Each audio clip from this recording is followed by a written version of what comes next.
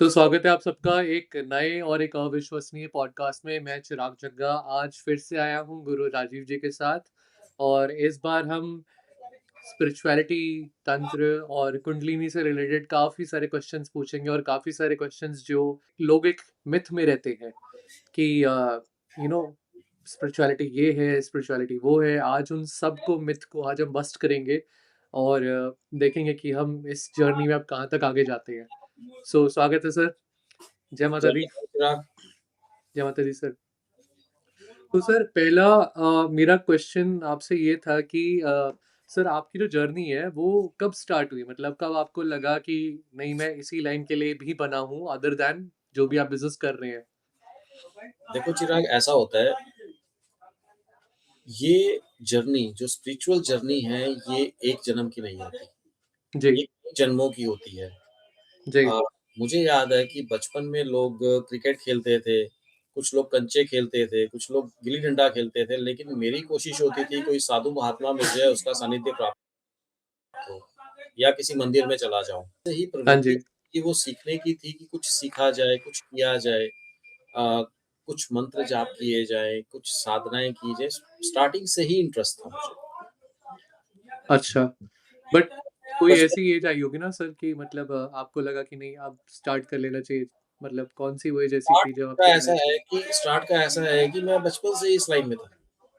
अच्छा, स्टार्टिंग से ही, बचपन से ही किसी को अगर कुछ कह दिया तो वो बातें पूरी हो जाती थी। अच्छा। किसी वाह सर! महात्मा का सानिध्य मिल गया तो उनके साथ सिर्फ स्पिरिचुअल डिस्कशन। और स्पिरिचुअल डिस्कशन में ये नहीं कि भगवान राम के बारे में जानेंगे या विष्णु के बारे में जानेंगे, नहीं। स्ट्रेट जो बात होती थी वो मंत्रों पे बात होती थी, शमशान पे बात होती थी, अघोर पंथ पे बात होती थी, इन सब चीज़ों पे बात होती थी। तो आपके किस एज में सर जो आपके सबसे पहले जो महात्मा मिले या पहले गुरु मिले वो आपको किस एज में मिले सर?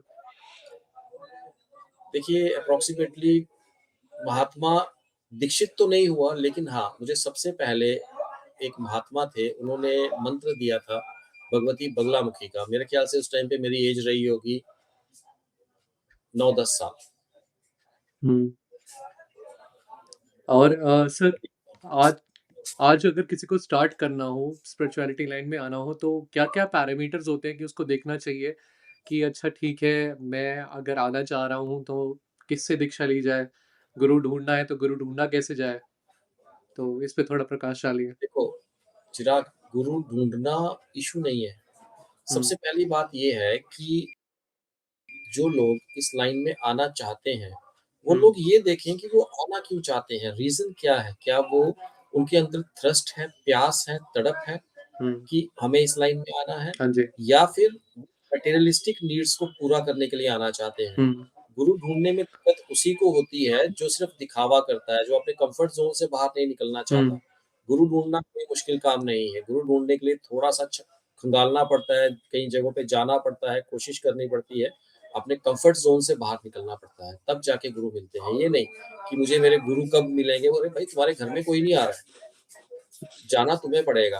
कुछ लोगों की ये होती है, लाइव में भी लोग आते हैं कि गुरु जो हैं वो अ, योग्य गुरु नहीं मिलते, सही गुरु नहीं मिलते। अरे भाई, गुरु को आप गुरु के साथ रहो, सानिध्य में रहो, कुछ टाइम दो, देखो, परखो, फिर उसके बाद धारण करो।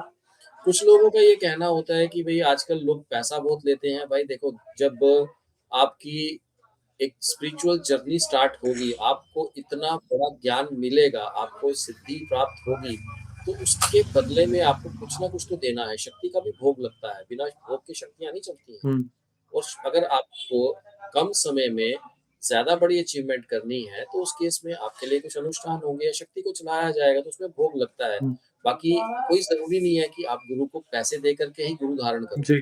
दूसरा तरीका ये होता है कि आप गुरु के पास जाओ, गुरु के पास जा कर के गुरु की सेवा करो, ठीक है? 2, 4, 5 साल लगाओ, जब गुरु प्रसन्न होंगे, हाँ जी। उनको लगेगा कि ये निस्वार्थ भाव से सेवा कर रहा है, अब इसको कुछ देना चाहिए। जी। तो डेफ़िनेटली उनको उस टाइम पे दीक्षा भी मिल जाती है, बहुत से केसेज़ में सिद्धि भी ट्रांसफ़र कर दी जाती है, डिपेंड करता है कि शिष्य की योग्यता क्या है। गुरु से पहले ये देखना पड़ता है कि शिष्य की योग्यता क्या है, गलत हाथों में गलत ज्ञान नहीं दिया जा सकता। अ, ये ज्ञान बहुत डेंजरस है, दो धारी तलवार है। हाँ। गलत रास्तों में जाने से समाज का नुकसान हो बिल्कुल, सकता है। बिल्कुल। तो सर जैसे आपने कहा कि अच्छा गुरु धारण करने के लिए तो हमने बता दिया और काफ़ी लोगों का क्वेश्चन ये रहता है तो हमने आज उसको एक सॉल्व कर दिया। दूसरा क्वेश्चन ये रहता है कि शिष्य जो है उसका कैसे पता लगाया जाए कि ये जो शिष्य है, ये कैपेबल है कोई दीक्षा देने के लिए? देखो जो एलिवेटेड गुरु होते हैं, जब शिष्य गुरु के पास आएगा, हुँ, तो गुरु उसी टाइम समझ जाएगा कि ये क्या चीज़ है, जी। इसके अंदर क्या है। देखो, मैं हमेशा एक बात बोलता हूँ कि घड़ा वही भरा जाता है जो खाली हो। जो ऑलरेडी भरा हुआ घड़ा हो, उसको गुरु क्या ही भरेगा, उसको उसमें क्या ही ज्ञान डाला जा सकता है। तो कहने का मतलब ये है कि अगर कोई शिष्य गुरु के पास आ रहा है, तो आते ही गुरु को समझ में आ जाता है कि ये किस लेवल तक जाएगा। जाएगा भी या नहीं जाएगा, ये समझ में आ जाता हुँ, है।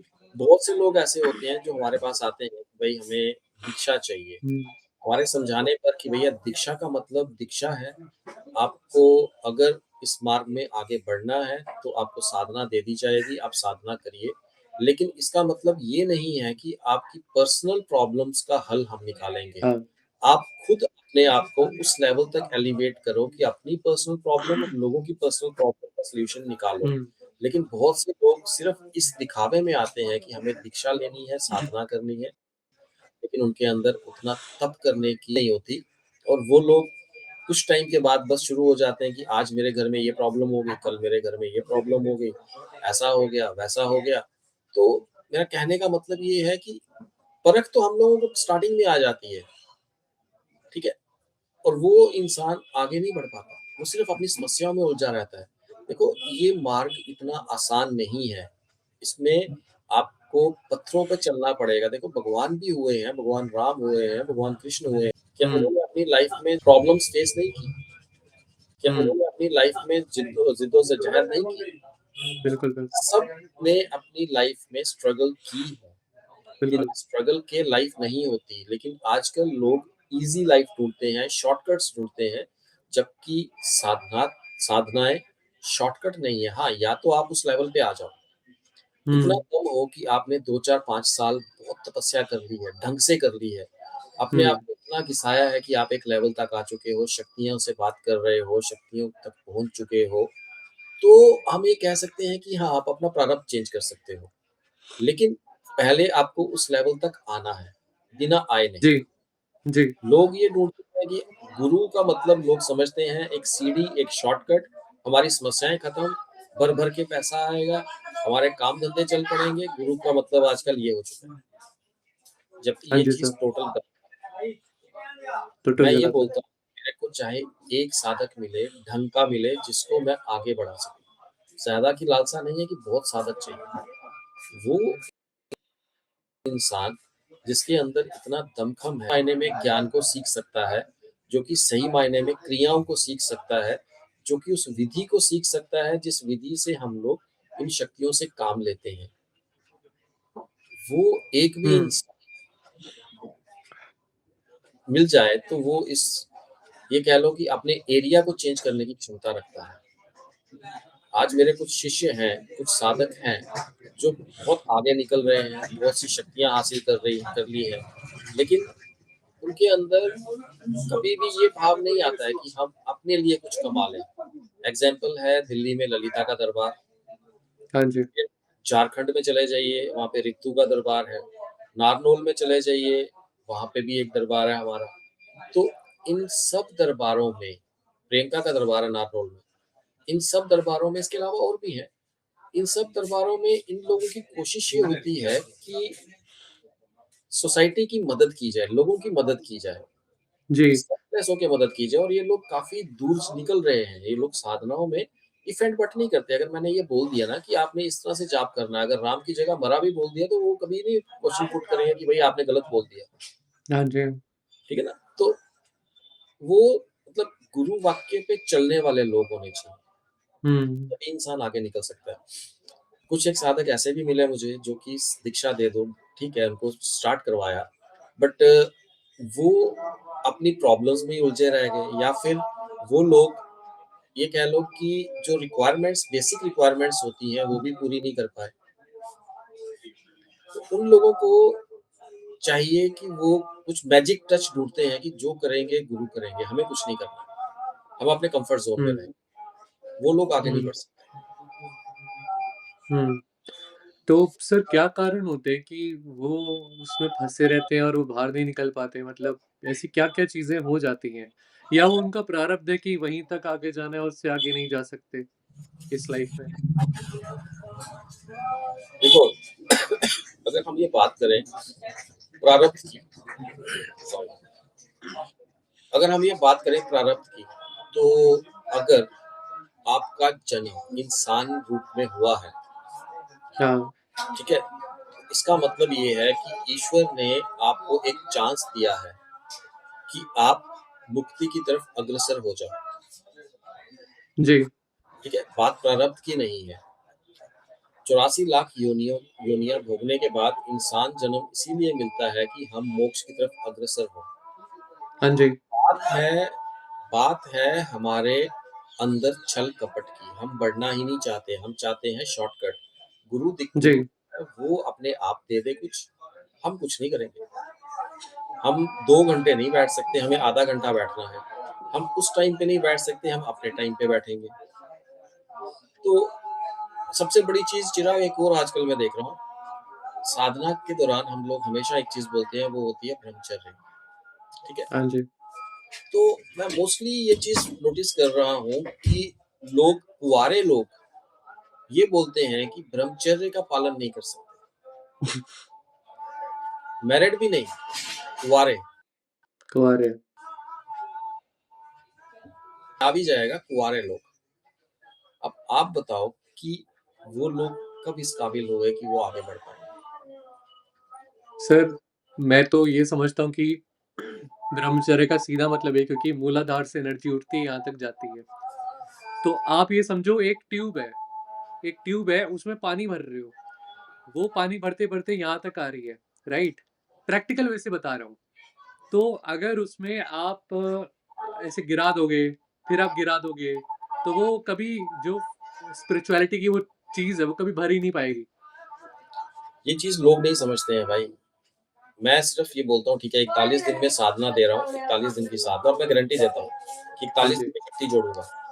मेरा जी, काम है, मुझे पता है मैंने कैसे जोड़ना है जी, और लोगों को उसी दौरान अनुभव भी शुरू होते हैं, काफ़ी कुछ समझ में भी आता है, लेकिन फिर भी वो लोग मेहनत नहीं करना चाहते। बस एक चीज़ होती है जी, मेरी कि जैसा मैं बता रहा हूँ वैसा करो, शक्ति जोड़ना मेरा काम है। जी, सबसे बड़ी चीज़ कि शक्ति भी गलत इंसान के साथ नहीं जुड़ती, वो भी कोई ना कोई ऐसी बात कर देगी कि इंसान धोखा खा जाएगा। और अगर सर कोई ऐसा इंसान है जो थोड़ा बहुत भटका भी हुआ है, बट उसके साथ उसको अनुभव भी हो रहे हैं, पॉज़िटिव भी है और वो स्पिरिचुअलिटी में आगे बढ़ना भी चाहता है, बट उसकी कुछ ऐसी प्रॉब्लम्स है जैसे घर में पैसों की थोड़ी दिक्कत है, वो अपने लिए दिनचर्या में मतलब आगे नहीं बढ़ पा रहा और कई ऐसे लोग होते हैं जो रिलेशनशिप के मैटर्स में फँसे होते हैं। कई ऐसे लोग होते हैं जो मतलब बढ़ना चाहते हैं आगे into the spirituality line but उन्हें यही माइंडसेट रोक लेता है कि यार अगर हम इस चीज़ में भी घुस गए तो पैसा कैसे कमाएँगे? मतलब अगर ये चीज़ में हम टाइम देने लग गए तो वो नहीं हो पाएगी। तो ये दोनों को साथ में मैनेज कैसे किया जाए और ब्रह्मचर्य का पालन तो देखो नो क्वेश्चन्स आस्क्ड वो तो करना ही है। मतलब जब आप उस लाइन में हो, जब आप अध्यात्म का काम कर रहे हो। बट उससे पहले या उसके बाद क्या ब्रह्मचर्य का पालन करना ज़रूरी है या नहीं है? और बाकी जो मैंने आपको क्वेश्चन्स का जवाब पूछा, जो आपको मैंने क्वेश्चन्स पूछे उनका आप जवाब दे पाएँ तो? देखो ब्रह्मचर्य का पालन शास्त्रोक्त अगर देखें तो हर एक इंसान के लिए ज़रूरी है। जी, ब्रह्मचर्य का भंग सिर्फ़ उसी केस में होना चाहिए जब संतान की उत्पत्ति होनी है। अदरवाइज़ एक इंसान को ब्रह्मचर्य में रहना चाहिए। ठीक है, अब ये कलयुग है, हम ये नहीं बोलते कि आप हमेशा ब्रह्मचारी रहो, लेकिन एट लीस्ट जब साधनाओं का टाइम है, तो वो सवा महीने का टाइम तो ब्रह्मचर्य का पालन करो। राइट, बहुत बड़ा टाइम नहीं है सवा महीना, राइट। लोग वो भी नहीं कर पाते।